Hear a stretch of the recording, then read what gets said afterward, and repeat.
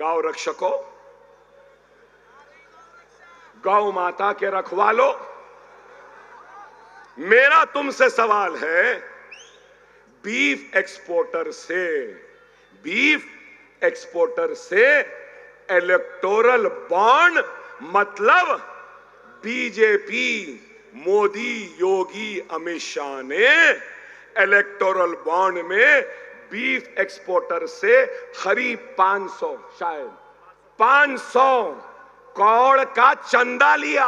अल्हम्दुलिल्लाह 4 junior college भी है मेरे, 4 जूनियर कॉलेज है। आइंदा साल 2 डिग्री कॉलेज भी शुरू हो रहे हैं मेरे अपने। और सुनिए अतीक सर, और सुनिए, 10th की ट्यूशन फ्री, इंटरमीडिएट की ट्यूशन फ्री, डिग्री इकोनॉमिक्स की ट्यूशन फ्री, डिग्री कॉमर्स की ट्यूशन फ्री, और फिर इंजीनियरिंग की ट्यूशन फ्री, और जीएसटी की ट्रेनिंग फ्री, आइल्स की ट्रेनिंग फ्री, जीमैट की ट्रेनिंग फ्री, सैट की ट्रेनिंग फ्री। 40,000 बच्चों को फ्री ट्रेनिंग और ट्यूशन दे रहा हूं हर साल। ये औरतें बैठी हैं जो सुइंग और फैशन डिजाइनिंग का कोर्स करते हैं, 3 महीने का कोर्स है। 3 महीने का कोर्स खत्म हुआ, सर्टिफिकेट के साथ एक सिलाई मशीन भी देता हूं।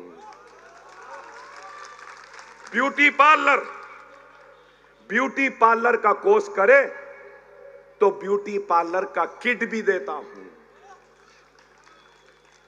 अरे मेरे पास भी कुछ नहीं था, ये मुसलमानों की दुआएं हैं, इनका इत्तेहाद है और आक़ाए मोहम्मद मुस्तफा सल्लल्लाहु अलैहि वसल्लम का तुफैल है कि आज ये है। अरे अल्लाह ने इतनी दौलत दी, 3 टर्म के एमएलए को भी दौलत दी, 5 टाइम के एमएलए को भी दौलत दी। अफसोस अल्लाह ने इनको हम को देने और बांटने की हिदायत नहीं दी। अतीक, अगर तुम अपने जज्बे को जिंदा रखोगे, इस चिंगारी को बुझने नहीं दोगे, तो महाराष्ट्र की हुकूमत स्कूल बनाए या ना बनाए, तुम्हारे दवाखाने के लिए मदद करे या ना करे, अकबरुद्दीन ओवैसी गोवंडी की आवाम से वादा करता है, मैं अपने तौर से करूंगा, मैं अपने तौर से करूंगा। दवाखाने में स्टाफ नहीं, इक्विपमेंट नहीं, आप होने के बाद करेंगे। आओ, मुझसे जो ताउन हो सकता है मैं करूंगा।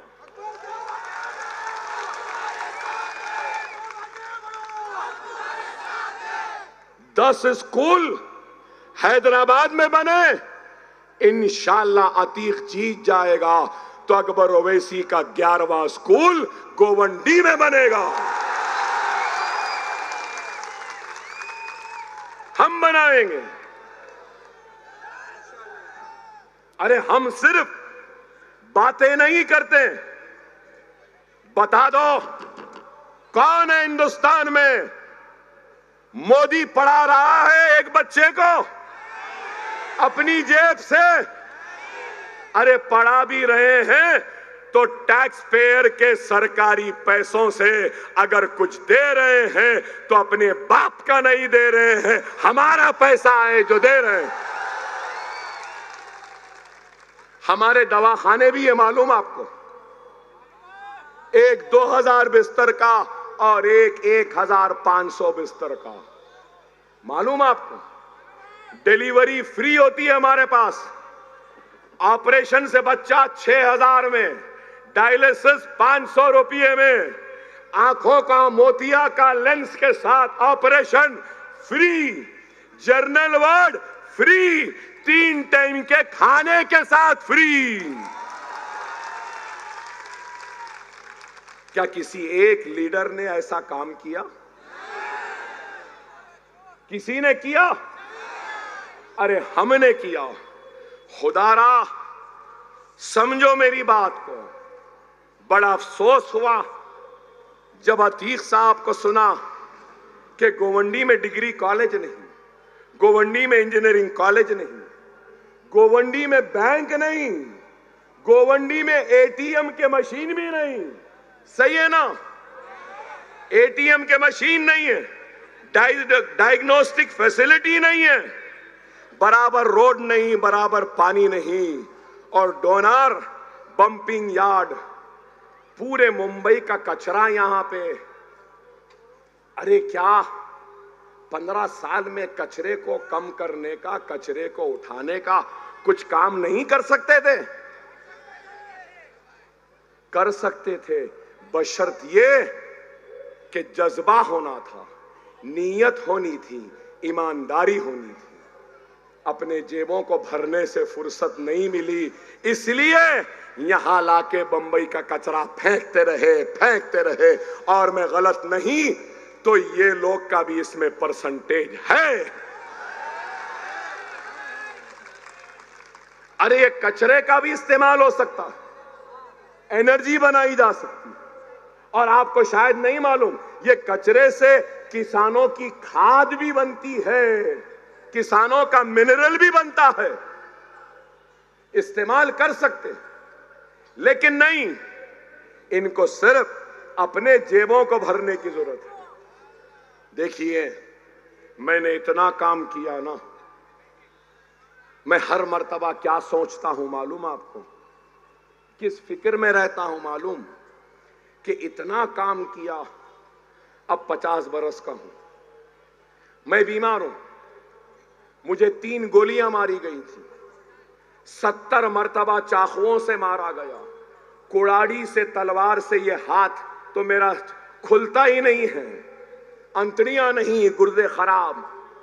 मेरी एक ही फिक्र रहती है कि मैं जिंदगी में इतना तो कर दिया, मेरे मरने के बाद मेरे इस काम का क्या होगा? ये मेरी फिक्र है। मगर मैं गोवंडी वालों से कह रहा हूं, मैं किसी को बुरा नहीं कहूंगा। हर किसी ने कुछ किया होगा, कुछ अच्छा किया होगा, कुछ बुरा किया होगा, या नहीं किया होगा या किया होगा, मुझसे बेहतर आप जानते हैं। लेकिन एक 70 बरस की उम्र में है तो एक 70 बरस के करीब में है। अब आप बोलो, खबरस्तान खबर का रास्ता कब आ जाए नहीं मालूम। अच्छा कर लिए ना 70 बरस तक, अब इबादत करो, अल्लाह अल्लाह करो, तौबा तौबा करो, माफी मांगो, नौजवानों के हाथों में दे दो, नौजवान इस गोवंडी को आगे ले जाएगा।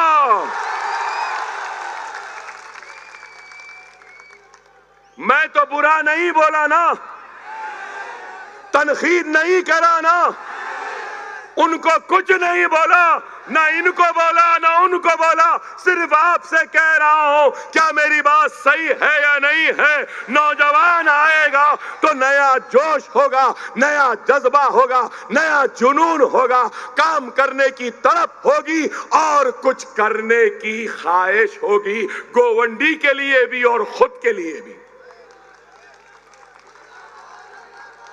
इसलिए कह रहा हूं,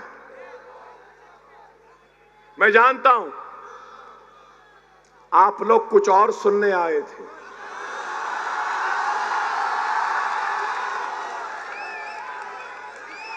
मगर उस कुछ और से ये अच्छी थी या नहीं बताओ?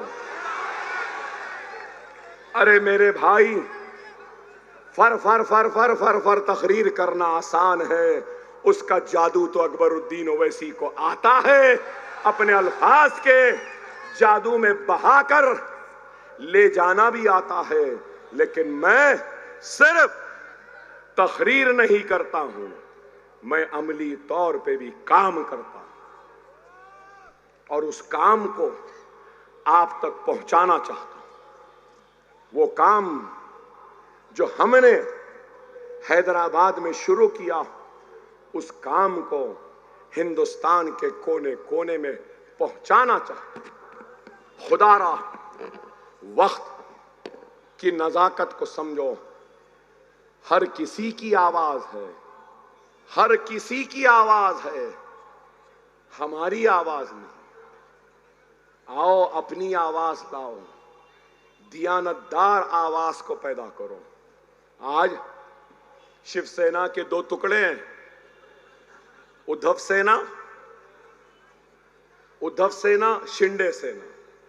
एनसीपी के दो टुकड़े, एनसीपी के दो टुकड़े हैं, शरद पवार, अजीत पवार। कांग्रेस है, सबकी आइडियोलॉजी होती है, सही है ना। अमेरिका में इलेक्शन हुआ, रिपब्लिकन डेमोक्रेट्स, सही है ना। और यहां पे बीजेपी हो, आरएसएस हो या फिर उद्धव ठाकरे हो, ये किसकी आइडियोलॉजी को मानते हैं? हिंदुत्व की आइडियोलॉजी, वीर सावरकर की। सही है या गलत? वीर सावरकर की आइडियोलॉजी को मानते हैं ना, और गोलवालकर को मानते हैं ना, सही है ना। अब सवाल इस बात का है कि कांग्रेस किसको मानती है? तो कांग्रेस बोलेगी हम गांधी को मानते हैं। तो सवाल यह है कि गांधी सावरकर से कैसे मिल गया?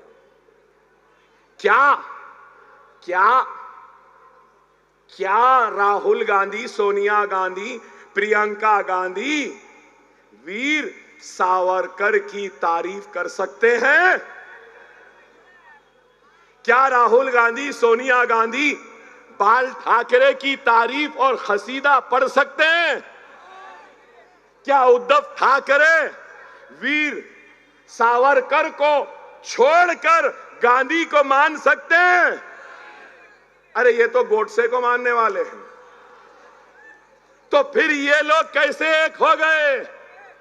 आइडियोलॉजी कहां है? ना खाऊंगा ना खाने दूंगा। अजीत पवार हजारों करोड़ खा के हजम करके जेब में रख के निकल गए, आपसे मिल गए तो ये ईमानदार हो गए। वाह, मिस्टर मोदी के पास तो एक वॉशिंग मशीन है, करप्ट लोगों को लाते हैं, उसमें डालते हैं, धो देते हैं, साफ। अरे आप बताओ, याद रख लो, अजीत दादा पवार आते हैं एक कैंडिडेट के लिए, यात्रा निकाले ना आपके पास। अरे भाई होशियार, अगर आप उनको वोट देंगे तो वो वोट आपके लेकर ले जाकर मोदी के कदमों में डाल देगा। क्या आप चाहते हैं? क्या आप मोदी को वोट देंगे? क्या आप योगी को वोट देंगे? मगर ये लोग कैसा आ रहे मालूम? ऐसा खाना नहीं, ऐसा आ रहे, दूर से। खुदारा होशियार, सब इधर उधर जा सकते हैं, हम नहीं जाएंगे। अब यहां पे ठहरे लोग, हां, समाजवादी की भी आइडियोलॉजी है, सोशलिस्ट, यादव की।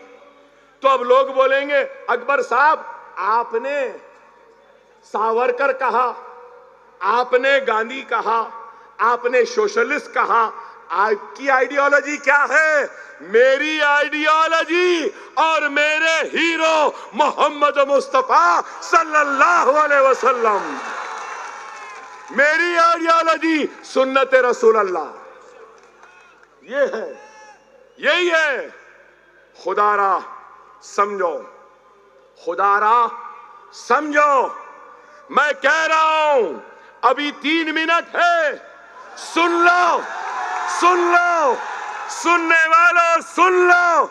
मैं चेहरे पे दाढ़ी रखूंगा, मेरी बच्ची हिजाब करेगी, मैं मस्जिद में नमाज अदा करूंगा, फर्ज तो छोड़ो, सुन्नतों और नफिलों को भी नहीं छोड़ूंगा।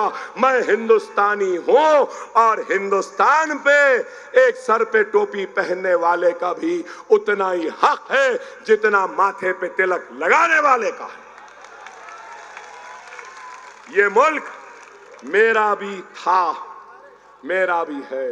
ये मुल्क किसी के बाप की जागीर नहीं है। ये मुल्क हम सब का है। और याद रखो, डरने घबराने की जरूरत नहीं है। मुझे इतने गोलियां लगे, मरा क्या? जेल में कई मर्तबा रहा, क्या खत्म हुआ? अरे मौत हयात अल्लाह के हाथ है। और अभी मैंने सुना कि हमको खरीदने की कोशिश कर रहे हैं। खुदा की कसम, जो ला इलाहा इल्लल्लाह मोहम्मद रसूलुल्लाह कलमा पढ़ता है वो तो पहले ही फरोख्त हो चुका है अल्लाह के नाम पर। और दुनिया की कोई ताकत